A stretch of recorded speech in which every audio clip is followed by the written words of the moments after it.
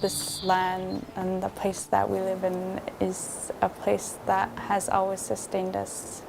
We have a deep connection to the land.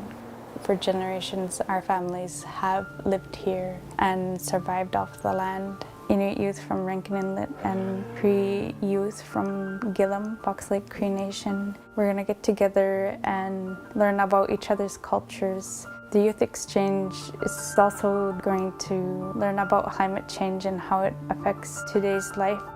My greatest hope of the future generations is that we have a planet that we can survive on, that we can live on and thrive on by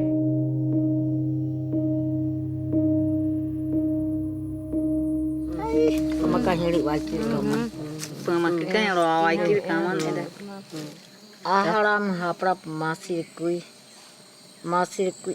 a upatar mau hasi anai hei omaon upatar hasi amanai peite bat yai tau tiko pe yai ta hei amoham ilkutas peite yai tau kam au hei ako hei ta am patar kui te pat yai tau yaro ni poi kau ani ti vetna pui ku kam apui khora kun a kona pori papatuna papu makui et pohona hate am pata jai kui hape et no man na kamaku pete usna ba hocha pete na ba yai ta pra pete na yai ta mititi. O desmatamento da floresta amazônica em fevereiro foi o maior da série histórica, iniciada há 8 anos. Os números foram divulgados hoje pelo Instituto Nacional de Pesquisas Espaciais, o INPE. São 322 quilômetros quadrados de floresta destruída, uma área equivalente ao tamanho da cidade de Fortaleza, 60% de aumento em relação ao ano passado.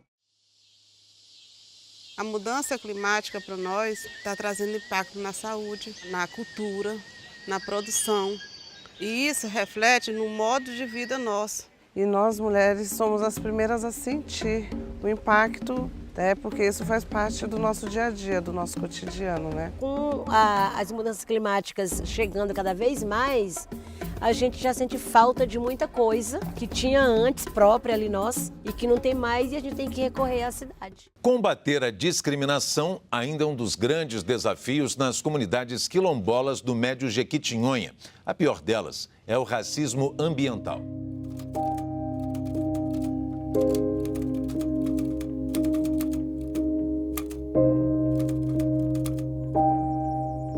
Desde criança, meus pais, meus avós sempre me ensinaram a respeitar a natureza e a gente logo já sabe quando a seca vai vir de verdade, com tudo.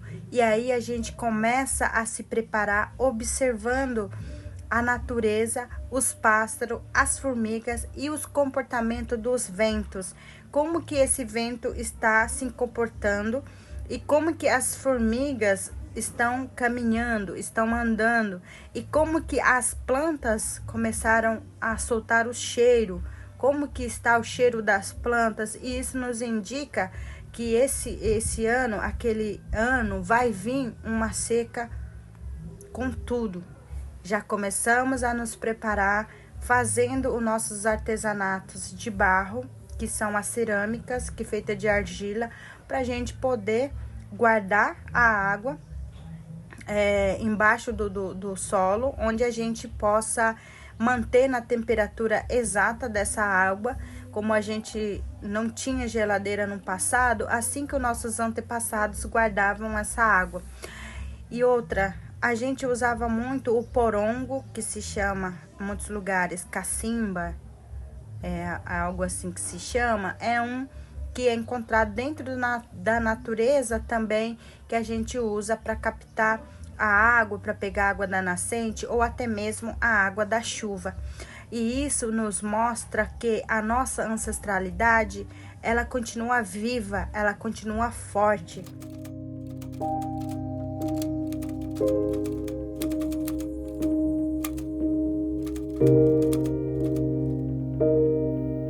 E principalmente esses desastres, eles aprofundaram exatamente as desigualdades sociais que grupos socialmente, historicamente, são afetados, estão vulnerabilizados e que foram afetados diretamente por esse processo, por esse dano ocasionado por esse evento extremo. A natureza, como um fator climático, ela não deve responder pelo agravo desta crise, né? A gente sabe que os processos econômicos associados ao agronegócio, ao desmatamento, à derrubada de florestas, à invasão de terras indígenas em quilombolas, agravam esses eventos extremos. A gente percebe que isso não é só no Rio Grande do Sul. A gente vê que no Brasil e no contexto latino-americano se percebe maior intensidade, maior ocorrência de ondas de calor, chuvas intensas, ondas de frio, ciclones. O Rio Grande do Sul se torna um exemplo, né, a partir do próprio Sul Global, de demonstrar para o nosso país e também para o mundo essa relação a partir dos impactos vivenciados em 2024.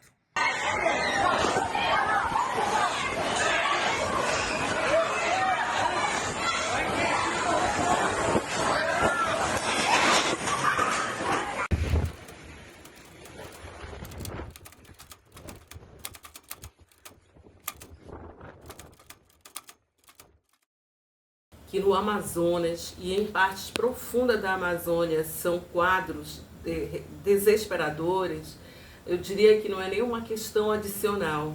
É uma questão, primeiro, de conhecer esses lugares, de conhecer os tipos de repercussões que situações como mudança climática e desastres ambientais provocam e reconhecer a luta das mulheres e dos povos indígenas. O que as mulheres indígenas e os próprios indígenas já dizem há muito tempo que não querem. Eles querem definir os seus próprios destinos, o seu futuro, eles querem respeito às suas cosmologias, às suas cosmovisões, às suas culturas. Então se trata, primeiro, de conhecermos, reconhecermos e nos tornarmos partes, enquanto professores, pesquisadores, segmentos empresariais, segmentos da sociedade civil diversos, e nesse sentido, não só trabalhar em favor da causa das mulheres indígenas, mas trabalhar em favor da causa do Brasil. Quanto melhor for o direito à dignidade dos povos, dessas mulheres, das suas crianças, das juventudes indígenas, melhor e mais bonito será este país. Com tudo isso que a gente vê, que ao nosso conhecimento ancestral, ela resiste há anos. E hoje, nos dias atuais, a gente usa ainda esses conhecimentos ancestral, que é cacimba, que é feita de barro, eu falo assim, e também o porongo, que é encontrado dentro da natureza, que são feitos para servir como garrafa de água para a gente. E isso vai nos ajudando para a gente poder manter a água na temperatura certa e até mesmo para usar nas plantas quando a gente capta a água da chuva. E outras, na minha comunidade, as mulheres guardam semente como se fosse joias. Exatamente, como se fosse joia. Os nossos anciãos ensinam quais a época de plantar a cada semente, e nós mulheres é o que guardamos essa semente como se fosse joias, como se fosse algo muito precioso, e realmente é precioso, porque os nossos anciões, eles são o nosso calendário vivo. Eles que dizem é tempo de plantar, é tempo de colher, é tempo de seca, é tempo de vir uma tempestade, ou é tempo da mudança do vento. Então, eles são o nosso calendário vivo. Eles também nos falam, é hora de plantar, é hora de colher, qual é o tempo certo de cada semente. Essas experiências são somadas juntamente com mutirões, com a comunidade, com pessoas que atuam, né, nessa área dentro do território, que tem esse conhecimento, a gente passa esse conhecimento um para o outro. Então, é um trabalho coletivo que a gente faz. E assim a gente mantém e se prepara para qualquer estação do ano.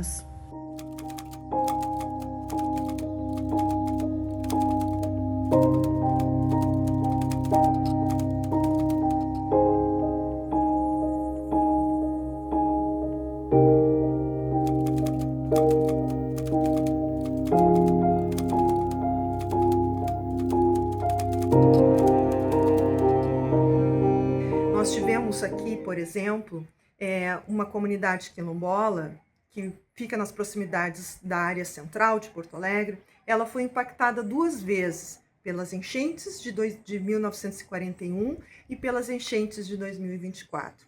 Então, o que se observa que dentro desse processo há uma intensa crise também na gestão. A gente pode dizer numa gestão ambiental e numa gestão territorial para essas comunidades. Boa parte do funcionamento das bombas, das casas de bomba aqui de Porto Alegre, os diques de contenção não foram suficientes para conter as cheias. Ao mesmo tempo que não foram suficientes, passaram também por um processo de negligência durante todo esse período, né, que impactou fortemente as comunidades que principalmente que estão que foram atingidas, né, impactadas pelas suas proximidades com o Guaíba e com as cheias provenientes, né, do vale das chuvas intensas provenientes da região do Vale do Taquari. O lado bom que a gente não força a terra para nada. A gente no semiárido a gente espera esse solo ficar no tempo de plantar e aí a gente coloca as nossas sementes e também direto a captação da água da chuva para que esse solo fique úmido, para que ele possa estar pronto para plantar. Ela não acontece assim, por exemplo, de imediato. O processo é lento e a gente tem essa paciência, a gente não força a terra para nada. Então, por isso, nós que somos povos originários, a gente respeita muito a terra, onde esse que é a terra, nos dá o caminho de como plantar, de como se virar quando vem a estação de seca durante o ano. Essas irrigações que a gente faz com a terra, ela é sempre lenta. A gente não pode plantar antes e nem depois. A gente sempre tem que esperar o tempo certo. Na preparação para quando a seca vir, a gente começa a guardar as sementes, fazer estoque de alimentos e isso nos dará o caminho de como que a gente deve agir. Como o clima, a estação do ano, ela muda, nós também temos que mudar o nosso modo de plantar, o nosso modo de colher e o nosso modo de preparar o solo, para que essa seca não venha atingir a gente de uma maneira tão trágica de às vezes plantar uma coisa e perder. Então a gente já tem todo esse preparo.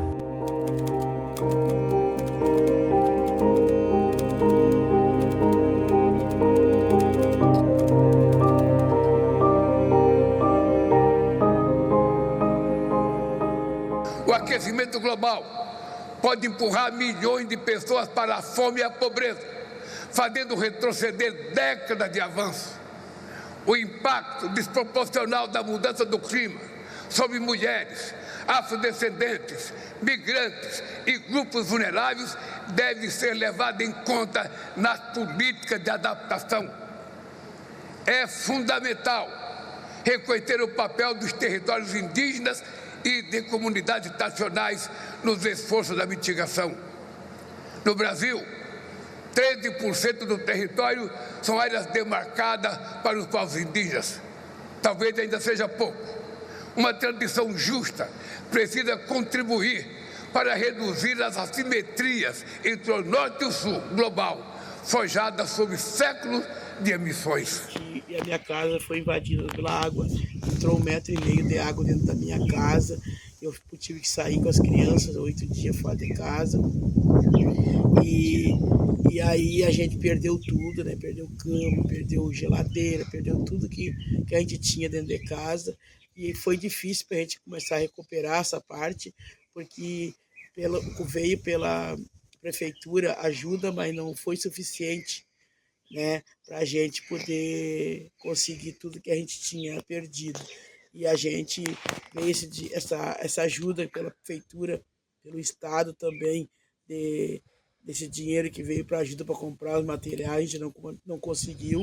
Muitos nossos das comunidades quilombolas não conseguiram pegar esse dinheiro, porque tinha um monte de coisas que tinha que fazer, muita burocracia. E a gente não conseguiu, muitos nossos não conseguiram. Então a gente tem esse impasse dentro dos municípios, dentro do estado, porque as coisas não vêm para a gente, quilombola, que é negro, a gente não consegue, muitas vezes,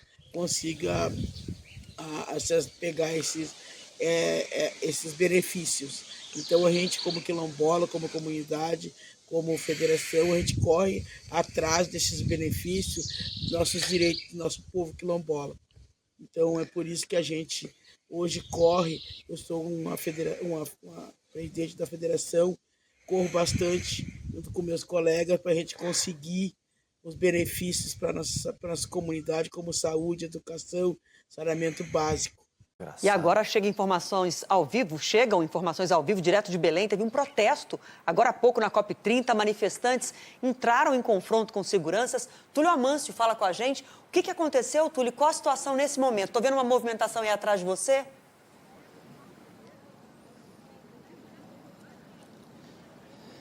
É isso, é que está todo mundo indo embora, viu, Adriana? Todas as atividades aqui na Blue Zone ou Zona Azul foram suspensas. Elas iriam até às 22 horas, 10 horas da noite, foram suspensas por conta dessa invasão. Indígenas e manifestantes.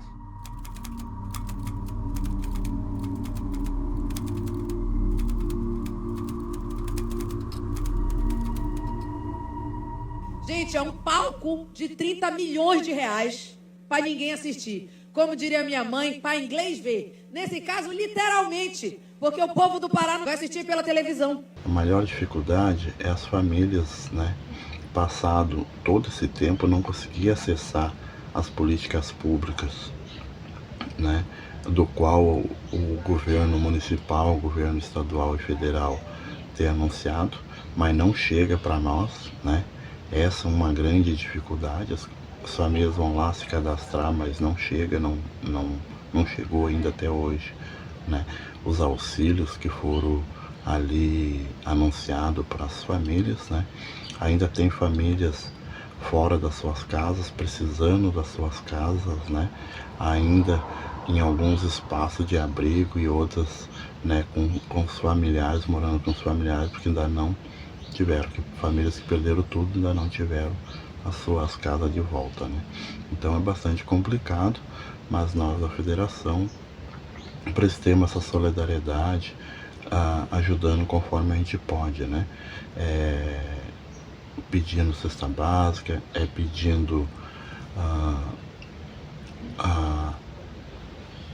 montemos grupos, né, de psicólogo para essas famílias que ali atingidas, porque foi muito afetada, né, a doença, né, a doença psicológica é uma das doenças que está matando muito o nosso povo e foi muito afetado em relação a isso. Então a gente conseguiu parcerias, né, com o Conselho da Psicologia e outros parceiros, né, para montar, né, para ter atendimento para essas famílias que foram atendidas, né, com psicólogo, né, e dentro disso, né, as famílias estão aí esperando, né, que o governo olhe para elas, que possa ter a sua casa de volta, né, a sua dignidade, a sua autonomia novamente. A gente está obcecado por ela. A cantora Mariah Carey se apresenta hoje no evento Amazônia Live, hoje sempre em Belém, no Pará, organizado pela equipe do The Town e do Rock in Rio. Essa programação que também terá Joelma, Gabi Amarantos, Dona Onete e Zainara. As apresentações vão acontecer sobre as águas do Rio Guamá em um palco flutuante em formato de Vitória Régia, que é uma planta, uma flor muito característica da Amazônia. É uma atração megalomaníaca, gente. Mulheres indígenas são profundamente afetadas pela mudança climática e pelos desastres ambientais. Isso não é uma frase recorrente, é fato. Imaginemos um segmento da população no mundo, no Brasil, e aqui eu falo do lugar, né, de onde eu vivo, no Amazonas, na Amazônia, que tem na natureza, que tem nas águas dos rios, que tem nas terras, que tem na floresta, o seu modo principal de vida. Como é que essa mulher passa a viver, a partir desse código mudança climática, a sua própria saúde mental, a sua sobrevivência, a sua cultura, o seu jeito de brincar, de cantar, de fazer a comida, de relacionar-se com os demais comunitários. Então, é importante que nós possamos pensar com sensibilidade sobre o tamanho do sofrimento que recai sobre as mulheres indígenas, também sobre as comunidades tradicionais, e aqui eu vou as pescadoras, as pequenas agricultoras, as quilombolas, todas elas afetadas profundamente por esse tipo de ocorrência no mundo produzido pelo próprio homem na sua tentativa de dominar a natureza. O importante é que todo mundo se ajuda. Não existe uma comunidade, né? Não existe a sobrevivência sem essa comunidade. Então, por isso, a gente é muito coletivo, a gente se une, a gente conversa como que a gente deve agir. Na minha aldeia, esse conhecimento que a gente tem, a gente faz isso na prática. A gente vai na roça, a gente pega as plantas, a gente ouve os nossos anciões ao redor da fogueira e a gente já sabe que, por exemplo, a seca não é um problema ruim. É um problema que pode ser vencido. É como se fosse um ciclo que a gente aprende a conviver. E isso mostra de que nós, seres humanos, precisamos olhar o tempo da natureza, o comportamento da natureza e sentir no nosso coração que a gente está conectado, como se essa árvore que está na floresta estivesse conectado com as nossas veias. Assim que os nossos mais velhos ensinam ao redor da fogueira. E esses conhecimentos muitas vezes não são passados para a nossa geração nos dias atuais, que sofre muito com a perda da biodiversidade.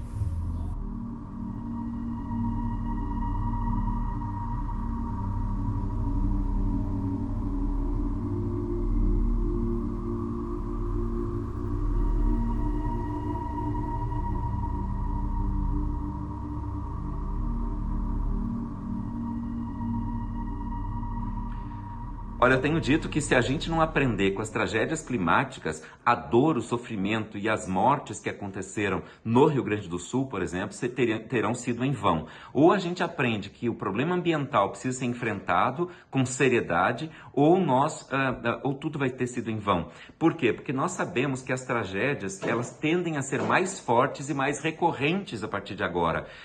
O clima muda, né? Não só porque chove em vários lugares de forma, né, avassaladora, como também porque em outras regiões, nós sabemos que no Rio Grande do Sul é o caso, nós temos regiões de secas, por exemplo, prolongadas, que vêm sendo recorrentes e que atrapalham, por exemplo, a agricultura e que vem levando, por exemplo, ao aumento do preço dos alimentos. Então, tudo isso precisa, de fato, ser levado em conta para que a gente possa enfrentar de forma adequada, né?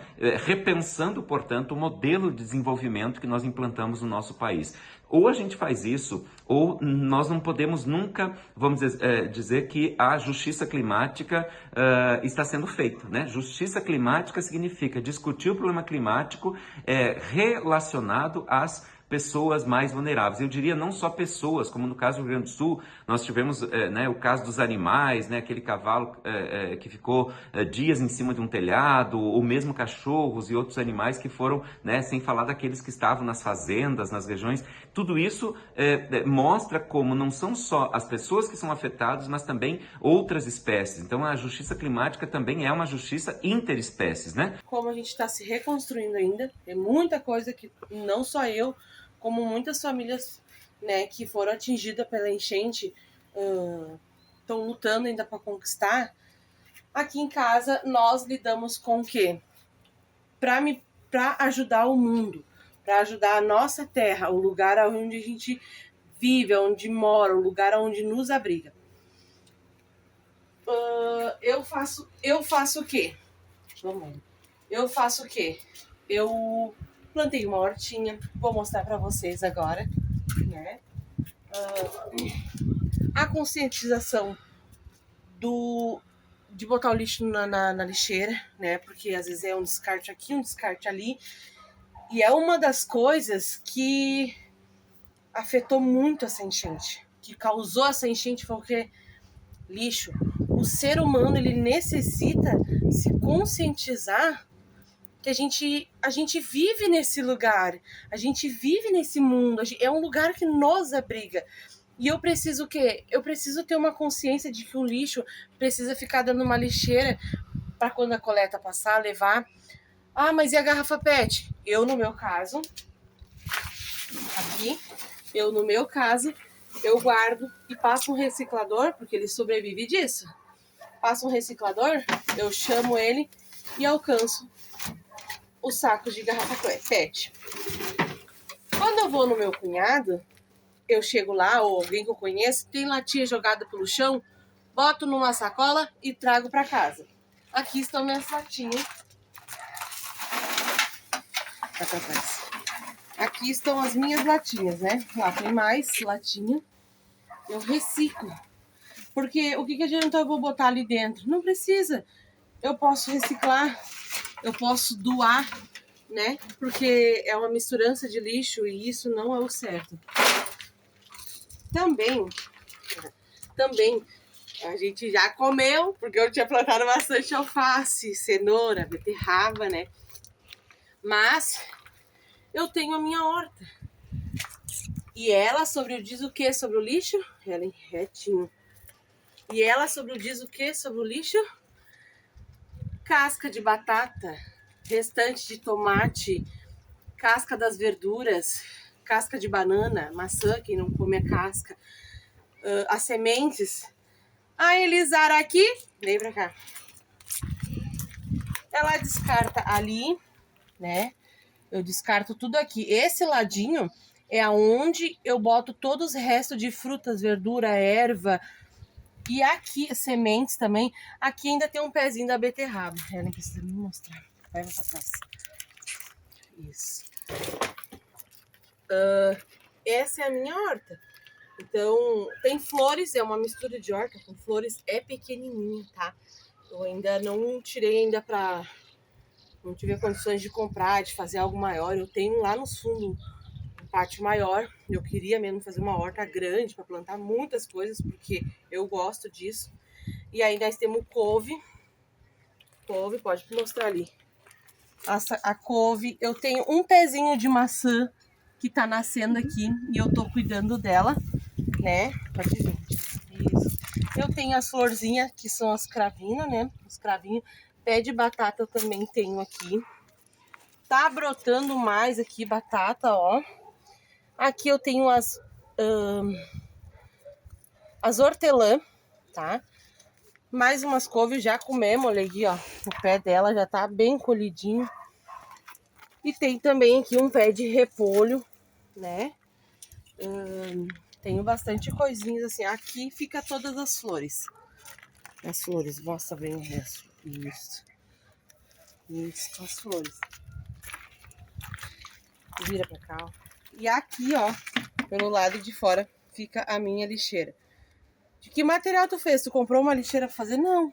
A gente achou o pé de um tanquinho e arrumemos e fizemos uma lixeira pra colocar o lixo, pra quando a coleta passar, ela levar o lixo que a gente for botar fora. Mas é isso aí. Os dados coletados pelas estações do Instituto Nacional de Meteorologia são públicos e ficam disponíveis no nosso site. Os profissionais de meteorologia podem acessar esses dados para elaborar estudos que mapeiem as áreas mais suscetíveis a eventos de chuva extrema no estado do Rio Grande do Sul. Esses estudos podem auxiliar os profissionais tomadores de decisão durante o processo de reconstrução dos estados e realocação das populações mais afetadas.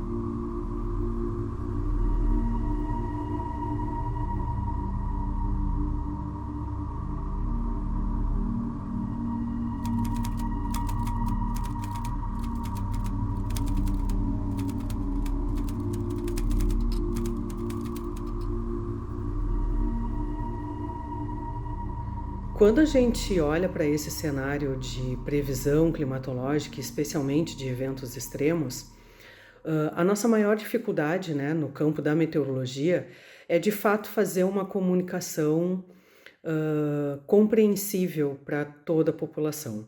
Então, quando a gente pensa em populações mais vulneráveis, a gente primeiro tem uma dificuldade dessa população de acessar aos meios de comunicação, né, meios de comunicação sérios e responsáveis.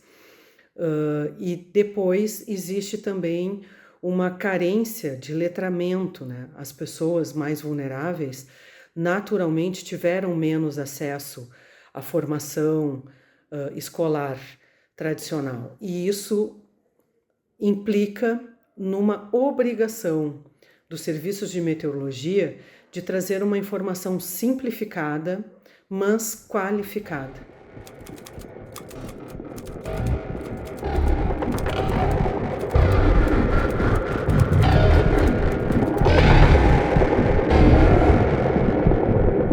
Aqui no Nordeste é assim, a gente vive do jeito que Deus quer.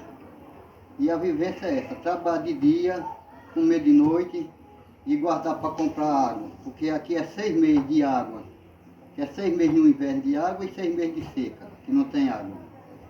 E a vida é essa, desse jeito aí. E o resto é do jeito que Deus quer. E a preparação que Deus faz, que a gente faz, é Deus que faz, não é a gente. A gente guarda o dinheiro um dia, às vezes deixa de comprar outra coisa necessidade para comprar água para beber, água para tomar banho. E o gasto de lavar pano é um, água de beber é outra. E a vida é essa.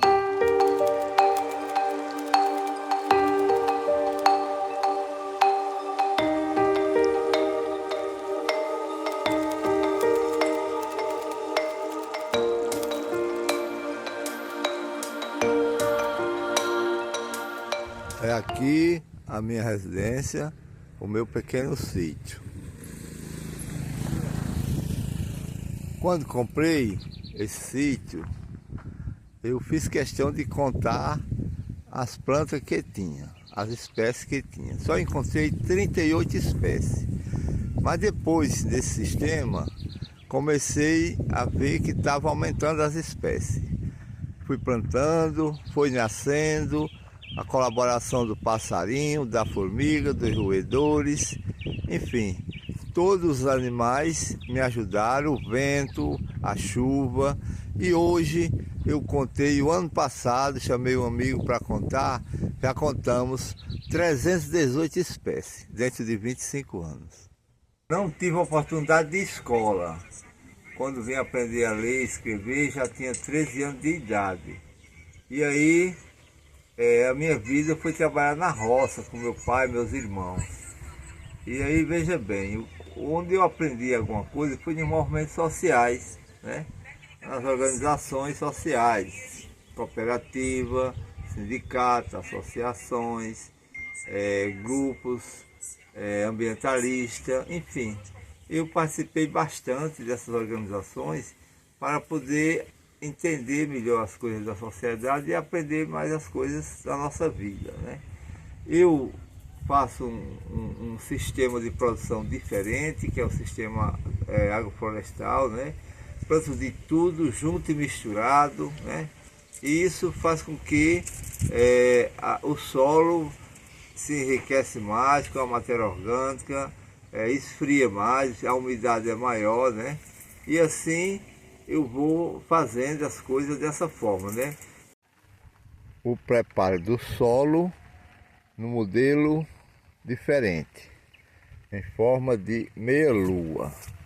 Quando chove, guarda a água da chuva, a lavoura está ali em cima, no paredãozinho, não sofre nada, pelo contrário, vai desfrutar melhor dos recursos natural, inclusive da água, por mais tempo. O solo fica mais úmido e guarda água no solo e subsolo para o verão. São muitas pessoas aqui na região que adotam esse sistema, mas as pessoas idosas, as mulheres, está havendo aí uma campanha dos quintais produtivos, e as pessoas começam a preservar melhor a natureza e ter uma produção diversificada, tá certo? Então é um pouco isso a nossa realidade aqui na região. Veja bem, esse lado meu tá assim, tudo verde, tudo bonito, e o outro lado de quem produz no sistema convencional tá aí como vocês estão vendo.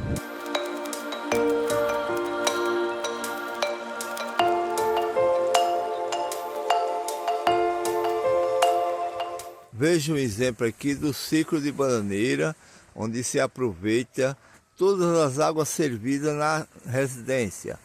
Veja lá, olha que caixa de banana excelente, sempre está colocando bons frutos a partir do aproveitamento das águas. Aqui é a divisa da Caatinga com a região agreste.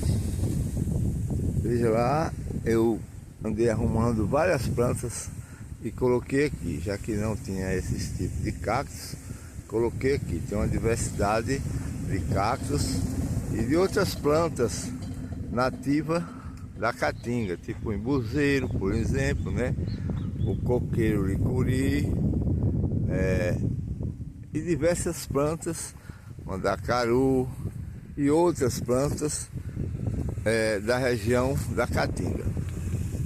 O mesmo regime de mundo que vem gerando as desigualdades sociais com forte apelo, com forte tom, vamos dizer assim, um forte aspecto colonialista, esse mesmo modelo de mundo é também responsável pelas questões climáticas. De forma que nós podemos dizer que é preciso, de alguma forma, enfrentar o modelo como a nossa sociedade vem se organizando ao longo dos anos, os séculos, para que a gente possa, de alguma forma, também enfrentar de forma eficaz as questões climáticas. O Brasil é um dos países que tem, vamos dizer assim, que serve de exemplo para toda essa situação, precisamente porque o modelo de desenvolvimento implantado no Brasil é um modelo desigual, baseado, portanto, no modelo colonialista, em que, portanto, populações mais vulneráveis, principalmente as populações negras, as populações mais pobres, indígenas, etc., têm sido mantidas em regiões, por exemplo, que hoje são as mais afetadas por questões climáticas, e quando essas tragédias acontecem, nós temos aí, portanto, uma espécie de tragédia anunciada, essa grande verdade. Quem deixou essas populações, quer dizer, os governos, as elites obscurantistas que deixaram essas populações morando à beira de rio ou dependurada em morro, em regiões, por exemplo, que hoje têm dificuldade de acessar água, né? Esse modelo é um modelo que, vamos dizer assim, tem gerado essas desigualdades e, portanto, tem impedido que essas populações tenham condições de enfrentar as questões climáticas. O caso do Rio Grande do Sul é muito evidente, quer dizer, as populações mais vulneráveis são as populações, não raro, também as mais pobres, as que têm sido vítimas de um modelo de desenvolvimento que explora a natureza, né? que coloca a natureza contra o ser humano.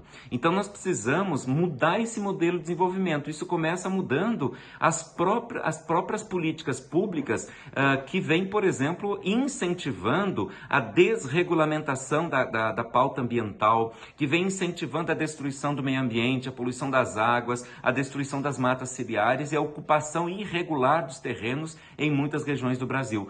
Estas políticas que muito recentemente estão, né, em debate no cenário nacional, são políticas que contribuem para que quando aconteça a tragédia, vamos dizer assim, essas populações sejam as primeiras afetadas. Então nós precisamos mudar essas políticas, colocando a pauta ambiental no centro do debate, por exemplo, eleitoral, para que a gente deixe de discutir assuntos que às vezes não interessam à população e passemos a discutir nesses pleitos como é que, por exemplo, os governos têm planos para enfrentar essa situação.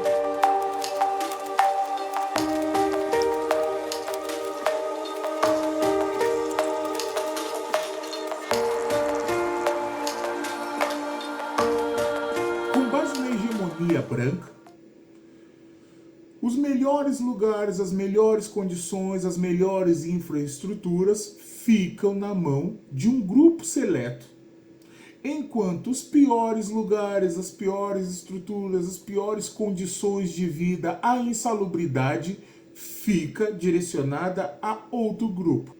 Pensar os impactos nas catástrofes é também pensar as diferenças socioeconômicas de um grupo social. Nesse sentido, aqui no Brasil é possível verificar, de acordo com os dados do IBGE, com os dados do IPEA, que os mais vulneráveis da nossa sociedade são não brancos e do gênero feminino.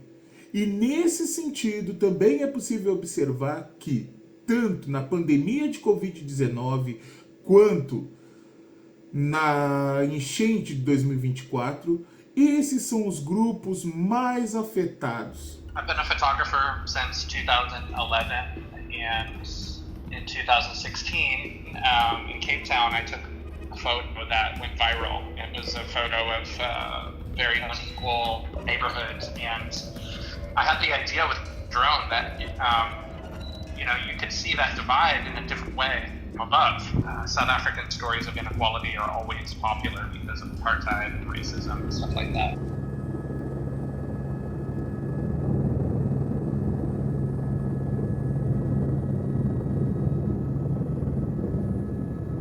Imagem da próxima história, você vai entender esse caso comigo a partir de agora. Esta criança, esse menino de 3 anos, foi a 15ª vítima do deslizamento de terra que aconteceu em Niterói, no Rio de Janeiro. A irmãzinha dele, de 10 meses, também morreu soterrada. O que acontece? Alguns territórios são vulnerabilizados, sacrificados em detrimento de outros. Nesse sentido, ao observar os territórios sacrificados, em nome do benefício de alguns, nós encontramos pessoas com características específicas residindo nesses. Características essas que, de acordo com o IBGE, determinam raça e classe. Existe um processo de generalização instituído na sociedade brasileira. Esse processo fundamenta o desenvolvimento de um consenso. Que consenso é esse? O consenso que estamos todos no mesmo barco, somos todos iguais. Quando efetivamente a gente pode até estar no mesmo barco, só que em classes diferentes. Enquanto alguns vão na cabine do capitão, muitos vão deitados em cima até do motor do barco.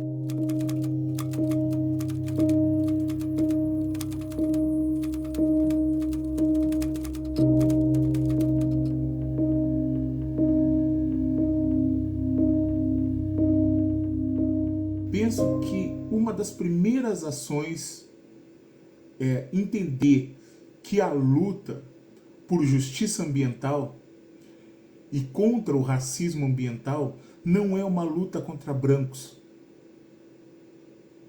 Não é uma luta contra não negros. É uma luta por um contexto onde todas as pessoas tenham a possibilidade efetiva de se desenvolver com salubridade. Porque acredito que muitas pessoas não pretas, desprovidas de condições econômicas, também sofrem na nossa sociedade.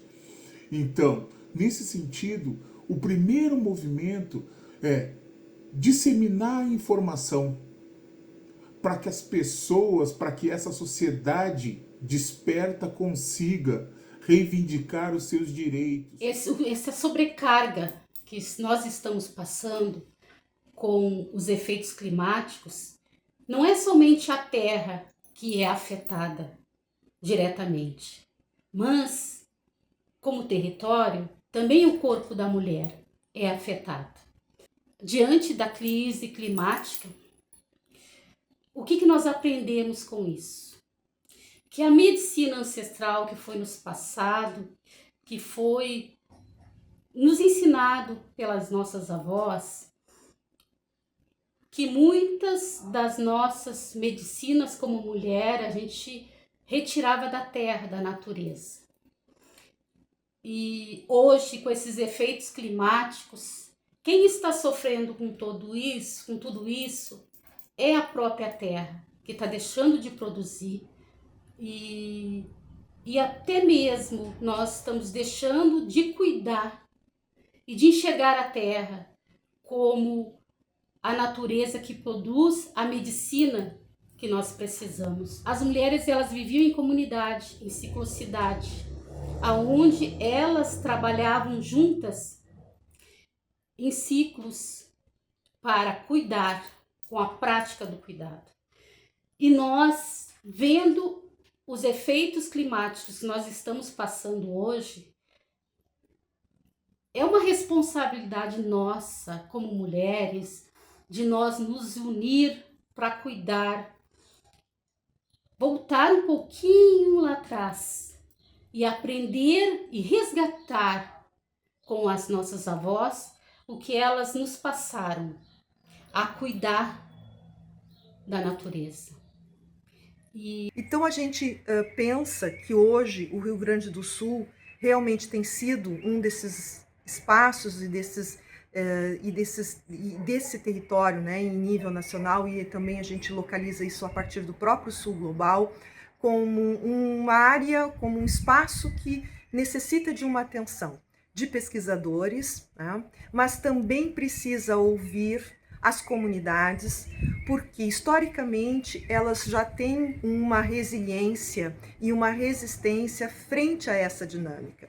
Esses eventos, eles foram intensificados, foram intensos em 2024, mas não significa que esses processos nunca ocorreram aqui no estado. Eles ocorrem e essas comunidades tradicionais, elas possuem uma resiliência e uma resistência de enfrentamento a essas crises. No entanto, a gente percebe que não há um diálogo, uma comunicação com esses territórios. E hoje, sobretudo, esse é um dos maiores desafios do nosso processo, tanto de gestão territorial, de planejamento territorial e gestão do espaço, é justamente construir participativamente, né, um protocolo realizado com a participação das comunidades frente ao que aconteceu e principalmente como pode se dar a reparação. Porque nós temos uma questão, o estado do Rio Grande do Sul fala muito em recuperação e em reconstrução, mas aqui nós estamos falando também de uma reparação histórica. Então, entendo que essa é uma discussão fundamental, atravessada não só pela geografia, mas também ela é multidisciplinar, ela envolve todas as áreas de conhecimento, mas, sobretudo, com a participação das populações fortemente impactadas. Acredito que este é o princípio e o dever do Estado hoje em assumir uma política de planejamento e de enfrentamento das mudanças climáticas. E eu não digo apenas o estado do Rio Grande do Sul, eu digo também que o país tem que assumir esse propósito, né, para garantir ainda mais a sua autonomia, a sua soberania e realmente a gente constituir a partir de uma perspectiva mais participativa.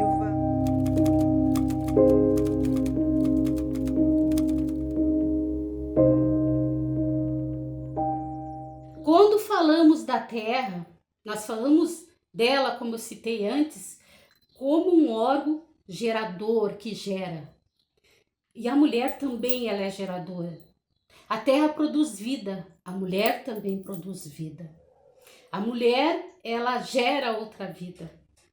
E muitas vezes nós, as mulheres, que mais sofremos todas essas agressões que a terra está passando, somos atingidas, porque a mulher, ela é geradora de vida. E as mulheres negras e o clima, as que mais sofrem com essa violência que a terra está passando.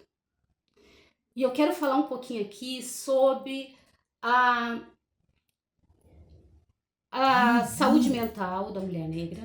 A mulher negra, ela é a que mora na periferia, jogar da margem, né? E muitas mulheres negras, elas são solos, elas são cuidadoras, elas são provedoras, né? E essa saúde mental da mulher negra, ela é afetada. Como a saúde da mulher negra com a pressão alta já é afetada. E com esses efeitos climáticos, nós somos mais afetadas porque vem a ansiedade, vem o medo, vem a pressão.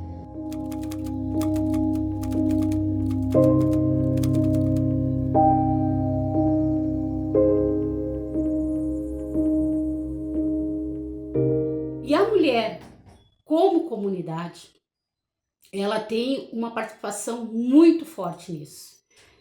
A mulher, ela tem em prática trabalhos comunitários, como cozinhas comunitárias, trabalhos como encontros que fazem de acolhimento, principalmente essas mulheres nós que passamos pelas cheias, essas rodas de acolhimento, essas rodas de partilha, de cuidado, espaço que as mulheres possam ter escuta, espaço que as mulheres possam ter esse trabalho resgatando a saúde mental através de práticas direto da natureza, com ervas, com chás, com acolhimento, como as nossas ancestrais faziam muitas vezes. E também horta comunitária, esses trabalhos voltados aonde ensinar até a plantar, a cultivar e tirar da terra um alimento que vai trazer para sua mesa, para sua família. Essa é uma das práticas que possam ser feitas para auxiliar dentro da saúde mental e a estrutura e a reconstrução dessas mulheres, né?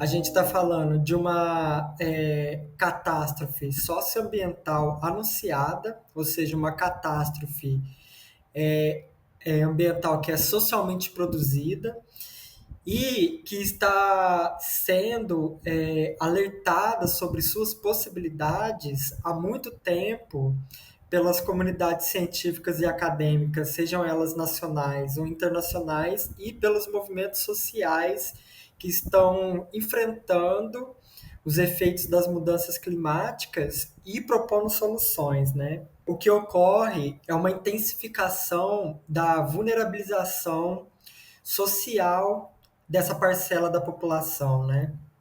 O que, por sua vez, coloca ainda mais, né, em risco a saúde física e a saúde mental desses grupos sociais. Como garantir, né, a proteção de pessoas marginalizadas, como pessoas trans travestis, né, em contextos de eventos climáticos extremos e de transfobia ambiental, né, que é um termo que tem sido cada vez mais empregado para descrever a maneira como esses eventos climáticos extremos afetam diferencialmente a população trans, né?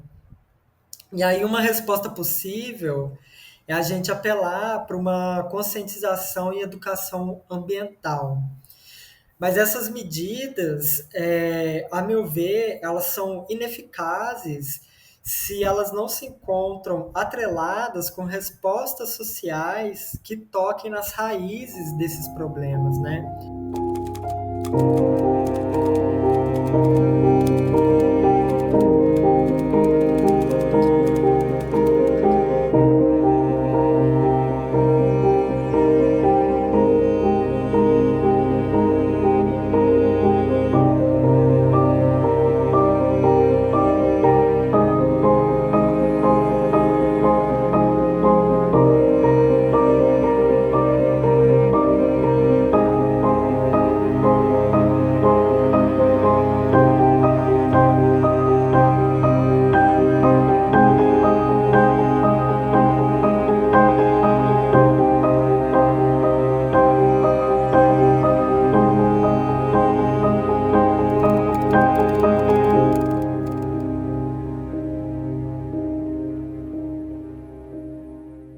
E a partir do envolvimento com essa campanha, com essa realidade, foi possível a se adentrar em uma realidade e que nos permitiu um trabalho mais intenso, inclusive, e estratégico em relação a tudo que diz respeito ao público dos catadores e catadoras em Porto Alegre e a problemática da gestão de resíduos sólidos que merece toda a atenção, porque ela é um elemento fundamental nesse processo, para refletir sobre esse processo da crise climática e esse processo que as enchentes deixaram em evidência aqui para nós. O que vai fazer um papeleiro sem um carrinho? É a mesma coisa com ele aqui, ó. O que ele vai fazer sem a máquina e sem o microfone? E a ferramenta de trabalho dele. O carrinho é a nossa ferramenta de trabalho. Agora, tirando o nosso carrinho, como é que a gente vai trabalhar? Sim. O que será dessas pessoas que não têm outra opção de vida? Quer dizer que para nós é interessante que continuem os carrinheiros trabalhando, porque cada papeleiro, por exemplo, esse senhor aqui é papeleiro, ele não sabe, mas ele é um pequeno ambientalista. Sim. Trabalha pela nossa mãe natureza. Ele tira o material que vai entrar para um bueiro, vai entupir um cano, ele salva aquele material e traz aqui para a vila para ser reciclado. Quer dizer que ele está evitando muita coisa. E ele às vezes não sabe disso, mas ele faz esse trabalho. E todo carrinheiro é um pequeno ambientalista. Por exemplo, eu sou um papeleiro mais conhecido. Sou conhecido em Porto Alegre, Rio Grande do Sul, Brasil e no mundo inteiro, porque essa vilinha me levou longe. Acho que durante a campanha SOS Catadores foi possível perceber o quanto esses trabalhadores e trabalhadoras, bem como outros grupos, né, que vivem em áreas periféricas em situação de pobreza, estão suscetíveis a sofrer intensamente os efeitos de eventos climáticos extremos decorrentes das mudanças climáticas que estão ocorrendo no mundo inteiro. Então, essa é uma realidade que ficou de uma maneira mais intensa em evidência, né, a partir dessa experiência. Campanhas solidárias como a SOS Catadores certamente são importantes, porém devem ser encaradas como o que elas são medidas paliativas, né? Existe uma certa romantização desse tipo de campanha que pode gerar uma falsa sensação de que, independentemente do tamanho da catástrofe, a população unida e solidária é capaz de lidar por conta própria com esse tipo de evento. dispensando a atuação e a responsabilidade do poder público. Eu acho que esse é infelizmente um discurso simplório e responsável, porque não dá, né, para perder de vista que ainda que valores como a união e a solidariedade sejam positivos e desejáveis em uma sociedade, é papel do Estado, né, garantir a efetivação de direitos e de políticas públicas. Então, inclusive de prevenção de muitas dessas condições que geram, né, essa vulnerabilidade e essas próprias crises climáticas. Eu diria que a parte mais significante, né, de campanhas do tipo SOS Catadores é ver que as pessoas ainda são capazes de se importar umas com as outras, né, porque isso acaba se perdendo, mesmo até aparecendo como um contrassenso no modelo de sociedade em que vivemos, no qual a concorrência e o individualismo são naturalizados em detrimento da cooperação e da solidariedade.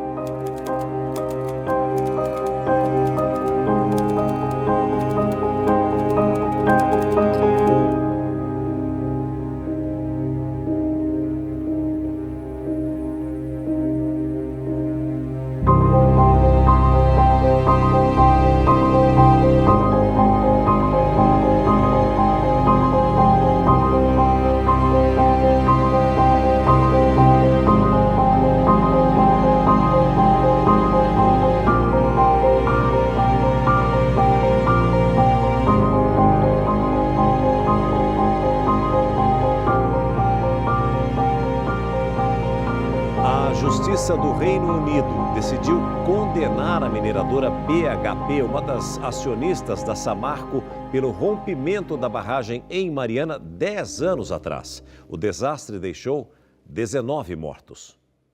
A sentença desta sexta-feira é o primeiro reconhecimento formal da responsabilidade da BHP na tragédia.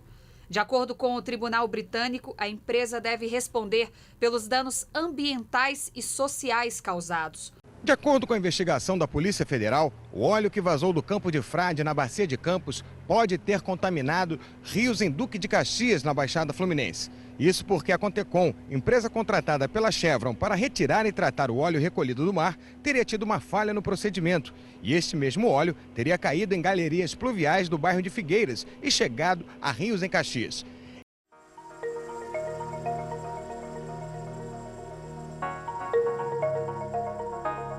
Cubatão, which might be the world's most polluted city.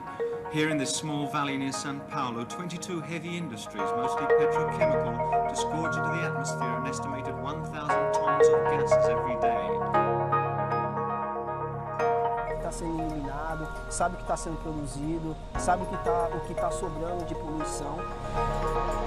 Foi uma vez eu vendo uma criança correndo e gritando a chuva que morde. E eu não entendia o que era a chuva que morde. Depois eu fui entender que a chuva que morde é a chuva ácida, né, que caía na pele e queimava mesmo. They produce daily 2,500 tons of liquid waste.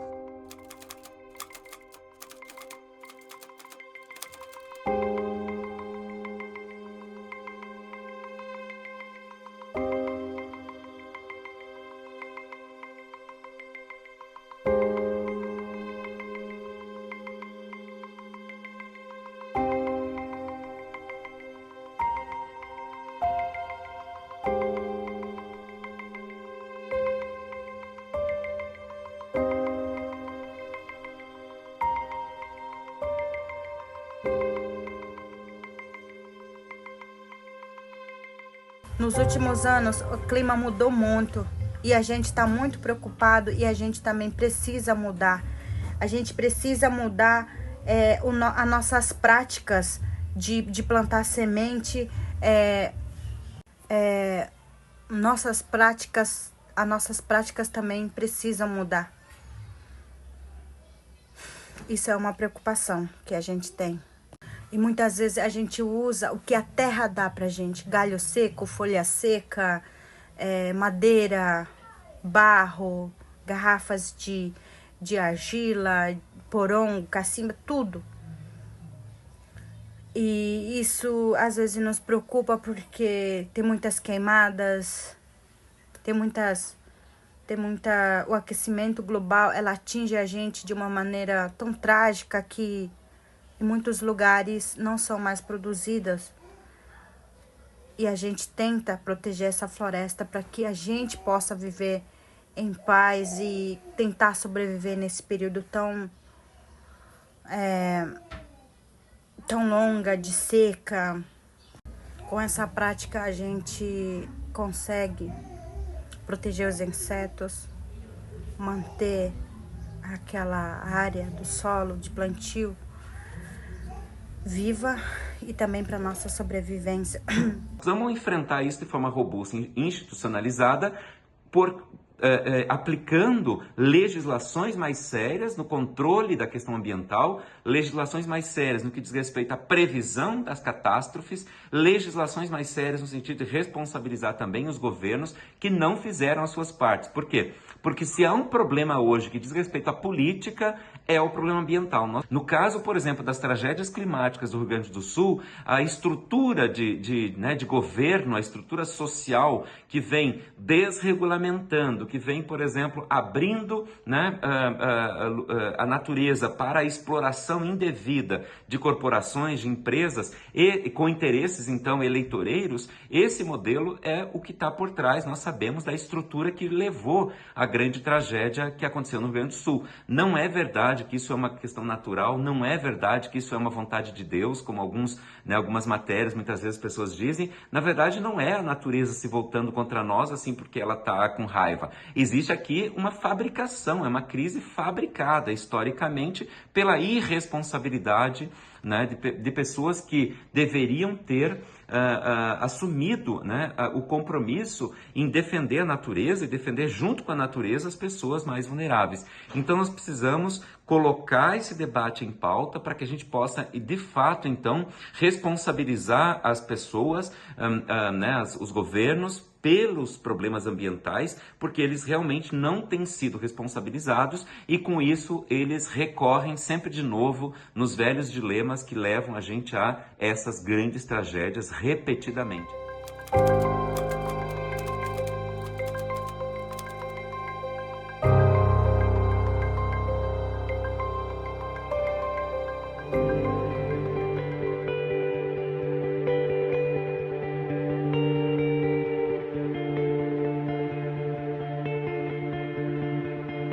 Perdi meus 2 sobrinhos, que eu não aguento lembrar. Ele me chamava de mãe. Primeiro, a gente acessar, garantir que essas comunidades vulneráveis tenham acesso à informação e comunicar essas informações meteorológicas e climatológicas de forma simples, sem perder a qualidade da informação, de forma simples, que um público completamente leigo e com pouco letramento seja capaz de compreender, especialmente compreender os riscos envolvidos na permanência deles naqueles lugares mais vulneráveis. Pensar em políticas públicas ou programas específicos para mulheres indígenas é pensar até bem pouco tempo como toda uma estrutura que já era precária, foi desmontada e que agora se tenta reunir pedacinhos, reorganizar para fazer valer alguma coisa, por exemplo, na saúde e na educação, que são 2 áreas fundamentais. É preciso pensar que tipo de suporte o país oferece a partir do governo, das suas instâncias, para que a saúde chegue a essas mulheres, a essas comunidades. Como os DICEIs estão estruturados, como uma política de aproveitamento com dignidade dos recursos na área de saúde, recursos humanos formados na área de saúde e em formação contínua, podem atuar junto a essas comunidades. Até hoje, os povos indígenas, e aqui no recorte as mulheres indígenas, não têm direito a uma tradução. Então vão conversar muitas vezes com médicos que têm um tipo de linguagem inacessível.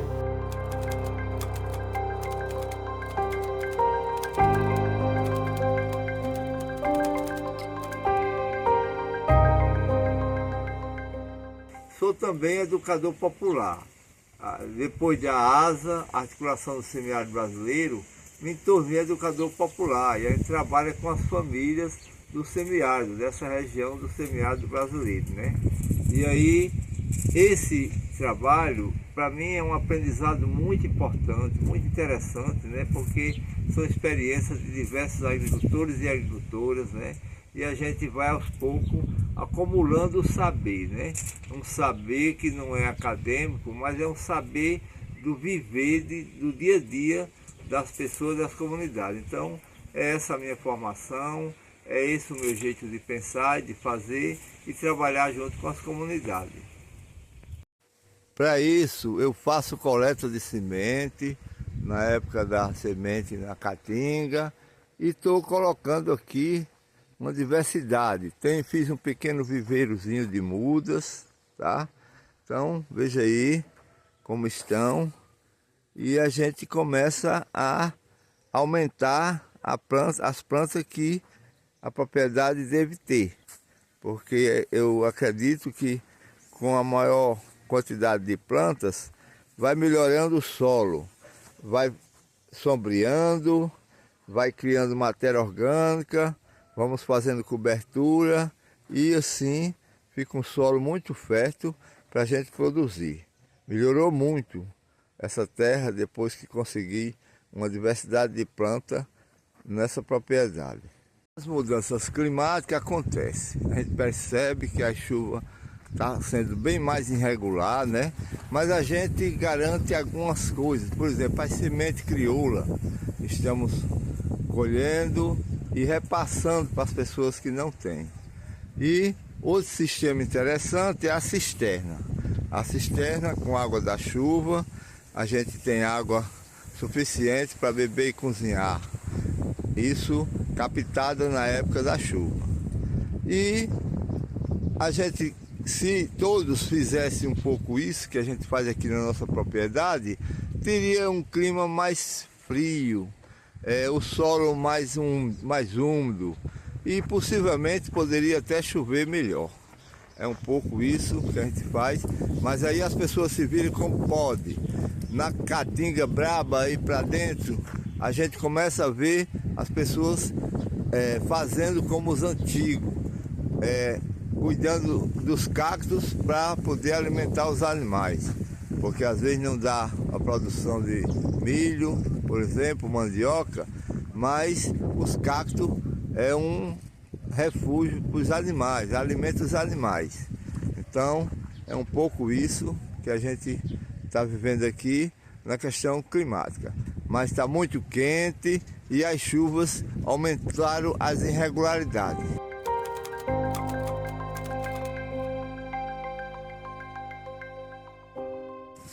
Vejam a diversidade de plantas, né? Plantas da Caatinga, bastante plantas da Caatinga, que aqui é o início da Caatinga. E aí nós temos aqui uma diversidade de plantas, mameleiro, velame, pinhão da Caatinga, braúnas. E também a gente tem plantas exóticas que vêm de outras regiões da Caatinga, como o sabiá. E aí a gente também tem uma produção de estaca. É pequena propriedade, mas quase todos os anos me dá, depois de 12 anos que eu cultivo essa área, todos os anos me dá 100, 150 estacas por ano. E isso também é uma renda, sem a gente ter muito trabalho, né? Aí o sabiá, muitas sabiá, né? Então uma renda interessante. E as plantas também medicinal. Isso aqui é um pau-ferro que dá tintura, chá, controla vários tipos de doenças, inclusive diabetes, né? E dores musculares. É um rico cicatrizante. Muito importante a gente fazer essa diversidade e o aproveitamento de tudo quanto a gente tem na propriedade. Também ali nós estamos vendo, tem um fornozinho para fazer farinha de osso, um adubo que as terras precisam aqui na região, né? Farinha de osso, tá aí o fornozinho que eu criei e a gente queima o osso e depois dá a farinha de osso que ajuda a melhorar as plantas. De 12 anos para cá, depois que comprei a propriedade, nunca falta fruto, sempre tem fruto, ou para nós, da família, ou para os animais. Então os animais também precisam estar presentes para garantir o nosso ecossistema. Então está aí a realidade, né? Sempre tem banana, é difícil eu comprar banana no mercado. Sempre tem acerola, nunca compro acerola, sempre tem umbu. Eu tenho uns pés de umbu próximo de casa, cada ano produz 200, 300 quilos de umbu por cada pé de umbu. A gente come umbu o tempo inteiro, faz polpa para fazer suco durante o entre-safra do umbu, passa para os amigos, para a família, e assim a gente tem essa diversidade. A outra coisa é plantas medicinal. Está aqui a babosa, né? Mas tem outras plantas, tipo a moringa, por exemplo, né? Está ali, inclusive está bem floridazinha, né? O mororó, e outras plantas menores, né? Capim-santo, erva cidreira, plantas medicinal que a gente precisa para fazer chá, para nós, para os vizinhos, para os amigos. Quem aparece aqui não sai sem nada. Tem um problema, está com dor de cabeça, está com dor de barriga, está com algum problema, vem aqui e encontra as plantas, o chá que cura essas doenças.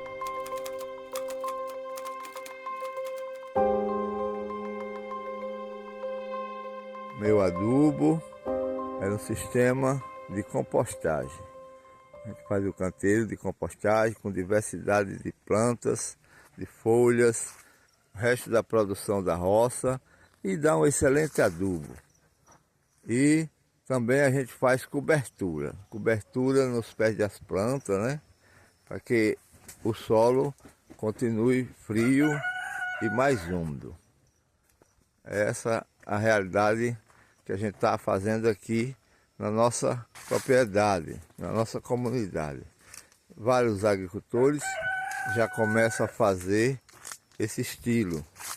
Outros não, aqueles que ainda estão iludidos com a produção convencional, não faz isso, mas já vários agricultores já estão fazendo isso, né?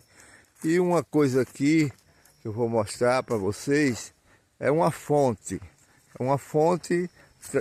tradicional dos agricultores e agricultoras de tempos atrás. Não tinha água canalizada e o que tinha eram os barreiros. Então aqui também já continuo preservando esse sistema de água aqui na propriedade. Essa água serve para os animais, essa água serve para as fruteiras, para as plantas que existem aqui na propriedade.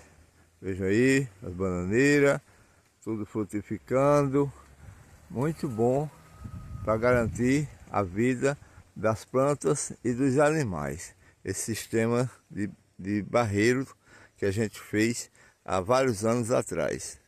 Faço o aproveitamento de alguns produtos. Por exemplo, está vendo aí o cajueiro, né?